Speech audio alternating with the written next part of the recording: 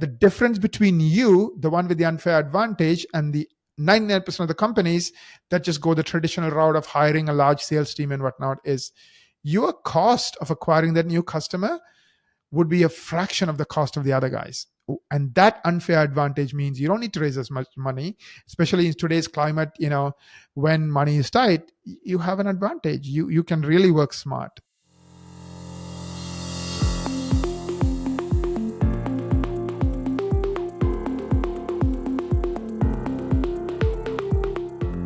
Welcome, everyone, to the AI Founders Podcast Show. Our podcast is dedicated to celebrating the remarkable accomplishments of AI innovators, entrepreneurs, and visionary founders and the captivating stories behind the movements they've built. I'm your host, Ryan Davies, and I have the honor of hosting today's episode, How AI Founders Can Create an Unfair Marketing Advantage to Give Them an Edge, with our special guest, Naren Raja. Naren, thank you so much for joining us here today. Hey, I'm so excited to be here, and I'm really looking forward to this conversation. Naren and I go back quite a ways, so I think this is going to be a really fun episode for me as well, because it's always nice to have a friend on the show with you, and a colleague, and somebody who's a mentor, being able to bring all of this forward for you. But for those who are in our audience who are unaware, Naren is the CEO of both Equa.com and Equa.tech, and is a serial entrepreneur with a passion for innovation and a keen understanding of the evolving digital landscape. Naren has established himself as a thought leader in the marketing space, particularly within the dynamic realm of tech and artificial intelligence startups. As the driving force behind Equa.com, a leading-edge digital marketing company, and Equa.tech, a marketing hub for cutting-edge AI solutions, Naren is going to bring a wealth of experience to the table, and his experience lies not only in navigating complexities of the digital marketplace, but also in helping AI startups carve out their niche, build a compelling brand presence, create a voice and persona, and really drive high-value inbound leads for companies in the tech and AI space. So this is an absolutely perfect guest for our topic here, and to help our founders really help grow what they're trying to achieve. Maybe you could start by telling our audience a bit about yourself, your role as the CEO of Equa.tech, and particularly your experience where AI and marketing kind of intersect there. Thank you so much, Ryan. I know you share a laundry list of things I've done, and as I start telling my story, the thing that comes to my mind is getting fired 4 times in a row. I studied computer science in Chicago, 4.0 GPA. My mom wanted me to get that 4.0, so I did it. I actually have to be honest, I got a B in my last class. So, but by the time I graduated, they didn't look at my last semester's things. So I still was marked as getting a 4.0, and I got the alumni award. So anyways, that's a long story going back to 1997. So I guess some 20 some years ago, or almost 30 years ago. So since then, I ended up working in different tech companies, mostly in product management. And the last 4 jobs I had, I was fired, like 2 in the US, 2 in Canada. By the time I had married my wife, who's a Canadian, and moved here. And our daughter was born when I was fired for the 4th time. And I told my wife, I cannot get fired again, because if I do, then I'll give up on myself. I'll feel like I'm a loser and I can't do this. And so she's like, okay, what do you want to do? I'm like, I'm going to do my own thing, because not because I want to, because I have to. I don't have any other plan B. Like, that is my only plan. So between 2002 and 2007, I call it learning by making mistakes part of my career. My wife was working. I was the guy in the basement trying to figure things out. And I was making every mistake under the sun that an entrepreneur could make.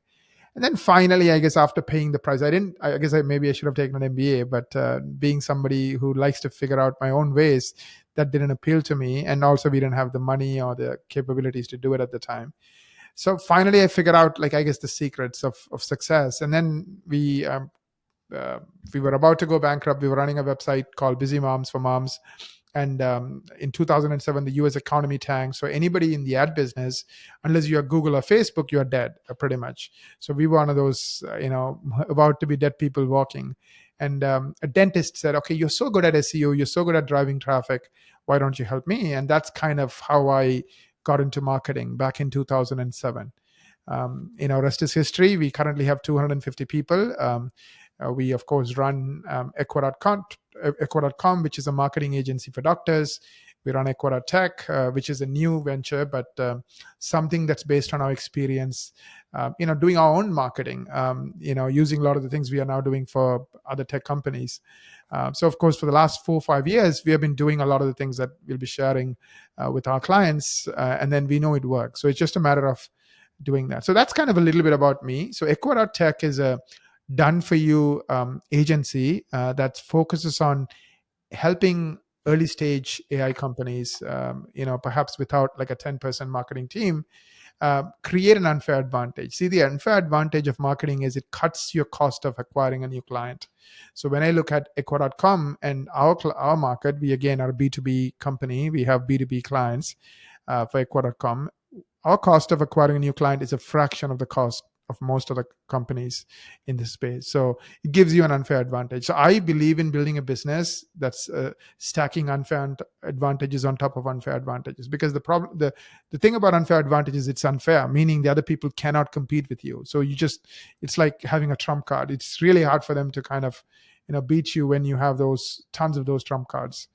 So that's a little bit about myself. I think it's absolutely perfect. And again, it's a great background, and it sort of really speaks to, I think, what a lot of our listeners, our founders, are going through, are about to go through, have already gone through, kind of thing, right? In terms of maybe learning by trial and error, making mistakes, not sure where to start. And one of the great things that you do is really help people get that start and get grounded, because this is something you specialize in. So for our listeners, again, they're running an AI company, wondering, I don't even know how to start marketing. I don't know how to think about marketing. That's not my niche. We hear that all the time, right? I'm really great at product, or I'm really great at ideas, but this is something that's way outside my realm of possibilities when I think about what I'm skilled at. So for them, how do they even start to think about marketing, and specifically, really, as you mentioned, creating that unfair advantage with marketing? Yeah, I think, like I said, the power of unfair advantage is it is an unfair advantage, meaning it gives you like a 5x better outcomes than your competition. So that changes the game in your favor. So I was thinking of a dear friend of mine, and he again is, a marketing genius, and you know he believes, and I agree, he will end up with a $400 million company. He's a serial entrepreneur, 50 some years old, so this is not his first rodeo, so he knows what he's doing. And like one of the key advantages is creating is marketing driven. So like the idea that he's seen as the leader in that space. If people believe that you are the leader, then that makes a huge difference in when they decide to buy your product versus your competition's product. And then even his possible acquirers see him as a leader. So their question is, do I want to spend $1 billion in 5 years fighting this guy, or am I better off giving him 400 million and buying him? Like I think 400 million is a faster, cheaper, better answer for them. So they'll definitely write that big check. I don't want to divulge the specifics and who that acquirer is or who this company is, because I didn't get my friend's permission of the exact playbook he's running. But I just wanted to kind of that's the beauty of unfair advantages. And unfortunately, a lot of tech companies and AI companies and tech companies, they do the same old thing. They hire an army of salespeople and have them pound pavements. And so on one hand, they have AI and genius. On the other hand, they have the lowest tech way of growing their business, and it doesn't work. And every 10 people you hire in your sales team, 5 won't work out, and then you're hiring the next 5, and then your manager doesn't work out, and then you're replacing. It's a pain. And then if you look at the cost of acquiring the client, and many tech companies would spend 1 to 2 years revenue just to acquire the client, just because their sales team is so expensive, and it's so painful, right? So it's almost like they believe that's the only way to do it. I feel like a marketing that's well thought out, strategic, can cost you literally less than 2 to 3 grand a month, but give you a real unfair advantage. Of course, your marketing has to expand, but at least to get started, it can really, really, really give you an advantage, unfair advantage in your market, and position you as a leader. I think that's really what it comes down to, right? Is being able to understand how to differentiate yourself, and as you mentioned, it's amazing, especially in AI, right? Developing a tool that can be deployed tomorrow to change the way we do things exponentially faster and more efficiently, but then going to these archaic legacy ways to sell and market that product, and it takes so long to get the message out there. It's at such a high cost. It's a great analogy. I know we speak you and I both, we love to talk in analogies all the time. I know one of your absolute favorites too is the Hollywood blockbuster formula, right? And how that kind of applies in this area and in this conversation. So for our audience, maybe explain what that Hollywood blockbuster formula is and how that kind of applies to AI founders. Yeah, I mean, I've been doing marketing for, I guess, going back to 20 plus years, even before I started Equa.com in 2007. And one thing I realized is the successful people do things the unsuccessful people don't. They think differently. I mean, of course, Steve Jobs, the one who even coined the phrase thinking differently, absolutely they think differently. They don't play the same game everybody else is playing. They play a totally different game. So what the question is a great question is like, is there anything we can apply from Hollywood blockbusters to marketing, and what is that? Because once you understand it, I think the way you think about marketing will totally change. See, if you look at a Hollywood blockbuster movie, there is a formula, right? There's a hero, we all know that. There's a villain, we all know that. And then the movie is the hero's journey. The hero is trying to fight the villain, and there are typically two types of villains. One is the real villain, Darth Vader, right? Hero is Luke.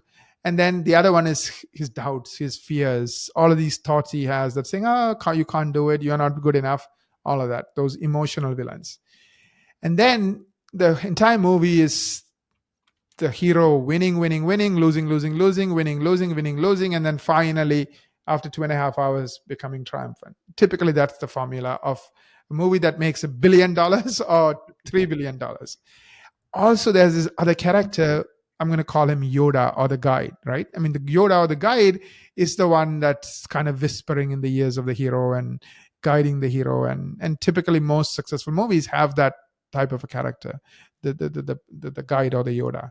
And so that's a really, really, really powerful concept. And I think you can apply that in the form of marketing, right? So imagine doing a podcast, right? And in your podcast, your hero is the person you are interviewing. Perhaps I'm just going to give you an example. This is an actual client of mine. So they do, accounting and bookkeeping and all kinds of services for tech companies. So their audience is tech entrepreneurs, tech CEOs, tech founders, right? And those people are their customers. So what they want to do is they want to celebrate people just like their customers in this podcast. Remember, they want to make him, this one person they're interviewing, the hero of this story. And through the hero, the ones listening are like, I want to be like the hero, and I want to be like the hero. And who's the Yoda in this entire situation? It's the company, it's the accounting company, it's the one that's interviewing, because they are the ones who's making them look like a hero. They are the ones along for the journey, never taking the spotlight away from the hero. But the subtle message is every single hero had this Yoda, and that's this accounting firm, that you need to have the similar Yoda. And of course, after a while, you become one of them, right? I mean, it's like Oprah, right? After she started interviewing all these world famous people, she is more famous than even Obama at the time. And she could introduce Obama, and that kind of launched his career. And then he becomes the president and so forth. So eventually, this interviewer, this you, will become as famous as people in your community and so forth. Another company that used this technique exceptionally well is Nike, right? I'm sure you've all seen the new movie about how they signed Michael Jordan. If you're not, you should watch it if you're a marketing, if you had any interest in marketing. And pretty much what they realized is there were a lot of kids, especially African American kids at that time, this is going back to 80s, who didn't have a role model, didn't have somebody to look up to. So they all like playing basketball. So let's find a basketball star and make this guy huge. Who's that person? Michael Jordan, meaning like bigger than life. And the idea is that they all want to be like Mike. So eventually, the way they can be like Mike is buy the shoes. They are Jordans, right? They came up with that, it's exact same story brand concept. Michael is the hero that everybody wants to be like, and the customers are all those kids who want to be like Mike. And the way they're going to be like Mike is by buying their Jordans and striving to be a great athlete, right? And the idea is that you can do it. Not only applies for sneakers, but even your life. You can do anything you want. But what they didn't realize is it's not only going to inspire African American kids, it's going to inspire the entire world. Today, I think it's a $5 billion brand, Air Jordans, right? And the profit margin is like unreal, right? And it's a lifestyle. I mean, it's global. I mean, Michael goes to, I guess, anywhere on the planet, there'll be like 1,000 people standing outside if they know he's on the plane, right? I mean, it's just unreal what they were able to do. So that same concept, but how can you apply it? Of course, you don't have to have a global brand that billions of people like, because you might only be selling to, maximum of 1,000 companies. So you just need to become that, that Yoda in that community. So that's the strategy. I And love it. I know this works because that's something we have used ourselves in the projects we have done to get our own clients. So it absolutely works.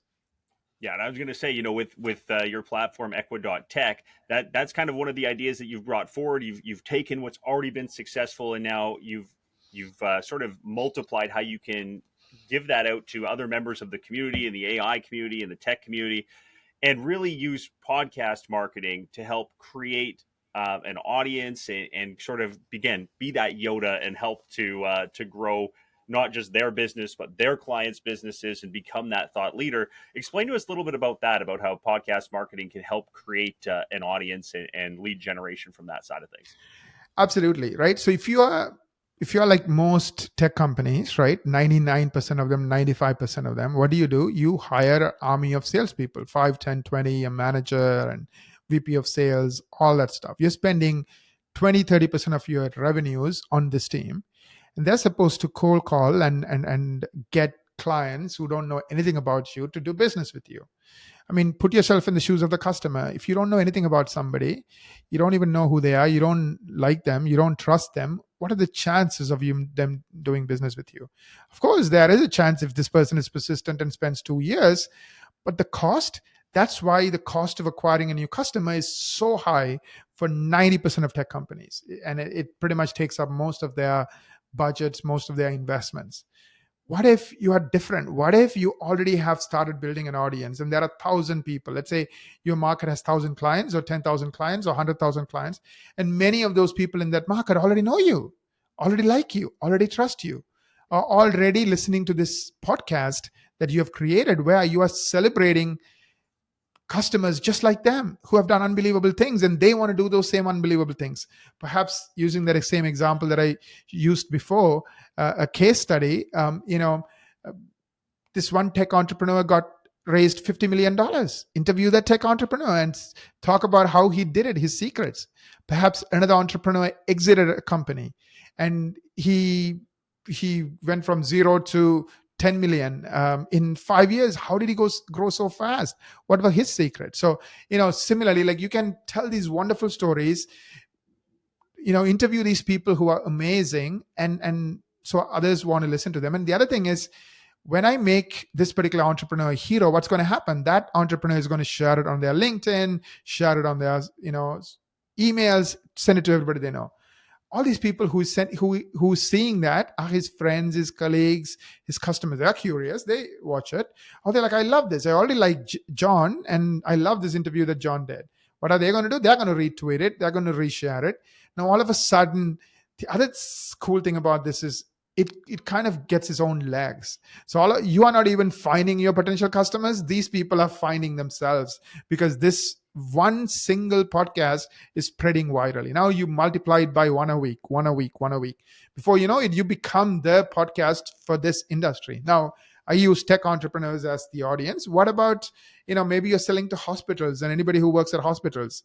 Interview people who work in hospitals, interview people who have innovated in that industry. And now the same concept gets shared. Because, every industry has a community. So you pretty much can kind of carve out a piece of that community, and now it's your community. Why? It's your podcast, you founded it, you are the host of the show, and now on that basis you can build other things. You can do webinars, you can do events, you can build a mailing list, you can start educating people about your product, you can do so much more.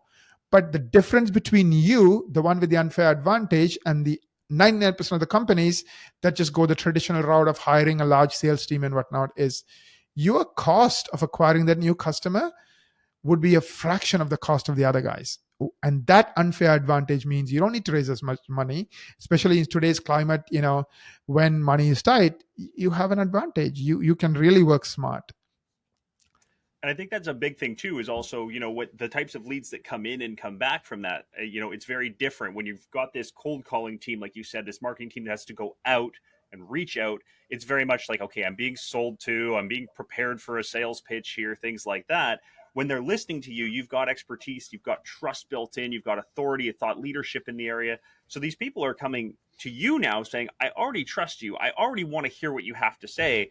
Just tell me why I should be a client at this stage, right? So it becomes a much more effective, efficient, shorter sales cycles, all that sort of stuff comes into play here. So as you mentioned, just it is a completely unfair advantage when you talk about it in that sense. For founders who have, maybe they're already engaged in podcast marketing, they've looked into it a little bit, things along those lines. Uh, what kind of key metrics should they be monitoring to see, if they're successful in their efforts in terms of lead generation and brand awareness? Absolutely. I mean, a way to think about it is, if somebody has heard you once, the chances of them doing business with you might be 1 in 1,000. If the same person has heard you 100 times, the chances of them doing business with you is not 1 in 1,000, possibly 1 in 50. So you're getting an unfair advantage. You're getting a 20x advantage, right? So how do you get people to hear you multiple times? Is to build an audience and give them content that they love. So it's not about me, my product, my features. It's about their problems, their needs, their interests. If it's that hospital, IT exec who you're targeting, then what are they worried about? What's keeping them up at night? Who do they want to listen to? Really put yourself in their perspective. And also, one of the principles that Dr. Robert Cialdini talks about when it comes to getting people to say yes is reciprocity, right? When you give them something of value, they trust you, they like you, they think you are one of us because you are helping us, our community, right? So it changes the entire game in your favor. So what are the metrics? How many downloads are you getting? Are those numbers growing? How many of those videos you're doing are getting reshared? How many views you're getting? So there's a lot of micro metrics, like at a video level, at a podcast level, like downloads, views, etc. Plus, also in general, you want to see how many people are seeing you every week or every month. If your podcast is once a week or once a month, how many people are being touched by your podcast weekly or monthly? Now, all of a sudden, you have 1,000, 5,000, whatever the number of people who are hearing from you. Imagine the cost of getting those 5,000 people to talk to your salespeople. It'll be impossible, right? You cannot even imagine it. Like, there's no way you can influence so many people and get them to like you any other way. Like, if you were to do it with salespeople, it'll cost you 100 times more to get in front of as many people. Now, many of those people who like you, then once in a while in your podcast you can say, hey, there's an information session, come to this. So we are doing an exclusive event featuring this who's who in your industry. We have 50 tickets, who's interested? And of course that could be a webinar, and give it to those 50 people. Now all those 50 people are really, really, really fans of yours because you gave them that ticket. And also they perhaps the topic that's being discussed is a topic that your product solves or is linked to your product. So that way now those people are all potential customers. So that's how you first create an audience and then convert that audience into possible customers who would buy your product. So I think we got a lot of people here that are probably listening now saying, yes, I want to create an audience. I want to be a key opinion leader and a thought leader in my area. I want to have this unfair advantage. This is a great way for me to be able to market and grow my revenues without having to, like you said, build a sales team and spend the time and the resources and the money behind that. But it's also could be a daunting start, right? Some people don't know, how do you even start a podcast? What kind of effort needs to go into it? So for those listeners, where do you recommend for people to kind of get started here? Absolutely. I think the very first place to get started is to really, really sit and think, how can I apply the story brand? How can I apply this concept of building an audience and growing that audience in my business? Right. So figure that stuff out. Like, who is the hero? Who is your customer? What would a possible podcast be? Who would you interview? How often would it be? So, we do what's called a marketing strategy meeting, where we would sit with people who are interested in this, and go through with them and help them develop their entire strategy, like their entire strategy around what they need to do and all those details. So typically it's a 1 hour meeting, and at least for the first 5 I'll be doing them personally. So if anyone is interested, please book a meeting with aifounders.net slash msm, aifounders.net slash msm, and I would love to kind of pick this apart and help you figure this stuff out. It's an I'll give to you, like, I'm an entrepreneur, I love entrepreneurs, and I would love to help you think this through. Whether you work with us or not, I think it's a great place to start. If you were to work with us, we make it very affordable. We understand startups. We understand you don't have a big budget. So, it can be as low as $2,000 or as high as $4,000, but still it's a fraction of what it would cost even hiring a single marketing person. But the unfair advantage you get with this done for you solution, so it's everything, right? From videos to graphics to podcast bookings to podcast marketing, it's all done for you. Everything you get with this done for you solution is by the end of next year, possibly in end of 2 years, you have this unfair advantage that nobody else has, and that positions you, especially in a tight economic market, extremely well. Absolutely, and it gets your message out there to everybody, right? Again, whether it's clients or VCs or whatever it is a massive ability. Naren has an incredible ability to be able to do this, and definitely take advantage. Again, you're here listening to this podcast because of the fact that you want to accelerate growth. You're here listening to all of our episodes because you want to hear their journeys and the ways that you can kind of get the best practices and learn. And this is just another one that we want to be able to help our listeners with. So again, aifounders.net slash MSM, meet with Naren, and definitely you will, you'll have that basis to be able to grow and build your voice, build your brand, build a persona, all of those things that he had mentioned. As we kind of wind down on this episode, Naren, again, you're a successful tech entrepreneur. You're a serial entrepreneur, a marketing wizard. You run a company with, 250 people. Any final thoughts, tips, anything that you'd like to leave with our audience today?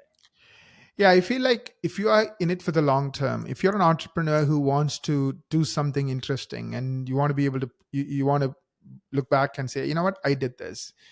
Here is my only tip: create unfair advantages. And I like to share this in another way with the help of a story. So I was listening to a podcast recently. He was one of the top VCs at Benchmark, and he was interviewed by another VC. And this person asked him right off the bat, like, what do you look for in entrepreneurs? He says, 3 things. Like, what do you look for in the first meeting? One, I like this person. I feel like I can work with this person. And typically the people I like to work with are like sponges. They're always learning, like they're asking so many questions and they just learn at such a fast rate. So when you give them a business or you back them up with a business over a 10-year period, they're going to learn so much and they're going to create so much. And that unfair advantage I want to be part of, right? So massive learners who are able to see the world differently. Second is when you talk to them, like they paint a picture of the world that's different from what you've ever seen. And he's like, then I know I have the right person. Because like if this person is seeing the world exactly like everybody else is seeing it, then why am I giving this person 10, 20, 30, 40 million dollars and dedicating 10 years of my life backing this person, right? It's just like, oh yeah, I'll get a consolation prize, attendance prize or a showing up prize. But these VCs are not interested in attendance prizes or showing up prizes, right? They want the home runs. They want like the 1000x ROI. So when somebody sees the world differently, and if you look at the concept of seeing the world differently, these people, he's talking about unfair advantages. These companies see something that nobody else sees and they create these unfair advantages. And if you look at my career over the last 15 years, that's kind of what I did. I try to focus on like noticing, looking for, hunting for these unfair advantages and then putting them all together. When you put 3, 4, 5, 6, 7, 8 unfair advantages together, you are in a very good place. And then you can build on it the next year, then the following year and the following year. And it just becomes like game changing. So I really, really believe that, just don't do what everybody else is doing. I mean, that's easy. If that's the case, then go and open up a convenience store, something that's basic and everybody else is doing. Don't be an AI entrepreneur. Now, as an AI entrepreneur, you have to keep one thing in mind. The good news about AI is also the bad news about AI. It's not that difficult, meaning you don't need to have a PhD in AI to build an AI company. I mean, like even some of the best models, I think there's like 80 lines of code. So it's not like, that's not where your advantage is. So anybody can figure out what that 80 lines of code is. One of the things that you also have to keep in mind is the people who buy your stuff are human beings, and human beings are influenced, and great marketers, whether it's Steve Jobs, they're good at influencing human beings. So I think, really focusing on that and really maximizing that, I think is key for your long-term success, like this ability to create unfair advantages. I think it's incredibly, incredibly well said. As we covered so many great things here to be able to talk about how to create that advantage. Again, it all starts with kind of getting connected with Naren, with talking with people like him. And again, thank you for listening. Thank you for being here. But for our listeners, aifounders.net/MSM, just one more time to make sure that you take advantage of that, get to speak to Naren directly, and really start to put yourself in the right position for this. And with that, I think that's a wonderful place for us to leave off here. And I want to thank Naren for this amazing podcast, How AI Founders Can Create an Unfair Marketing Advantage and Give Them an Edge. Naren, thank you so much for sharing this with us and for teaching our audience a little bit. Again, aifounders.net/MSM. That's how we're going to talk to Naren. Naren, thank you so much again. Thank you. Wonderful. And thank you for joining us on this enlightening journey through innovation. We hope that you've been inspired by the incredible stories shared today. And remember to stay curious, stay innovative, and keep exploring the boundless horizons of technology. Before we sign off, though, for our listeners, if you've enjoyed the podcast, please remember to share it. Take a moment, leave a review, share it, favorite it on your favorite platform. It's your feedback and support that helps us bring you more amazing content and incredible guests like Naren today. Until next time, thanks everybody. This is Ryan Davies signing off.